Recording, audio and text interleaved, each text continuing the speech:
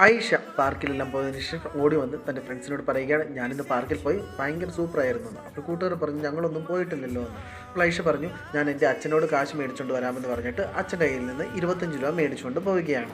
എന്നിട്ട് ഫ്രണ്ട്സിൻ്റെ അടുത്ത് പോയി പറയുകയാണ്, 25 രൂപ കിട്ടി, ഒരാൾക്ക് 5 രൂപ വെച്ച് എൻട്രി ഫീസ്, നമുക്ക് അടിപൊളിയായിട്ട് പോയിട്ട് വരാമെന്ന് പറഞ്ഞിട്ട് അവർ പാർക്കിലേക്ക് പോവുകയാണ്.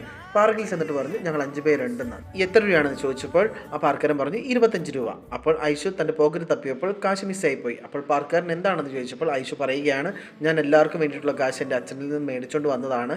ഇവിടെ വന്നപ്പോൾ എൻ്റെ പോക്കറ്റിലെ ക്യാഷ് കാണാനില്ല, അതെവിടെയോ വീണ് പോയി. ഞാൻ അടുത്ത ദിവസം ഉറപ്പായിട്ട് മേടിച്ചുകൊണ്ട് വരാം, എൻ്റെ ഫ്രണ്ട്സിനെ ഇവിടെ ഒന്ന് കയറ്റാൻ പോകുന്നു. അപ്പോൾ ഫ്രണ്ട്സ് പറഞ്ഞു, എടി പോട്ടെ, ഞങ്ങളൊന്നും കയറുന്നില്ല, നമുക്ക് വീട്ടിൽ പോകാമെന്ന് പറഞ്ഞിട്ട് പോകാൻ നേരത്ത് ആ പാർക്കാരൻ വിളിച്ചിട്ട് പറയുകയാണ്, നിങ്ങളെല്ലാവരും ഇന്ന് കയറിക്കോളാൻ. കാര്യം ചോദിച്ചപ്പോൾ പാർക്കാരൻ പറഞ്ഞു, ഇന്ന് ഓഫർ ഡേ ആണ്, എല്ലാവർക്കും ഫ്രീ ആണെന്ന് പറഞ്ഞ് എല്ലാവരെയും പാർക്കിൽ കയറ്റുകയാണ്. ഈ കഥയിൽ പാർക്കുകാരനാണ് ഐഷയാണ് നിങ്ങൾക്ക് ഇഷ്ടപ്പെട്ടത്? അതിൻ്റെ കാരണം ഉൾപ്പെടെ എനിക്ക് കമൻറ്റ് ചെയ്യുക.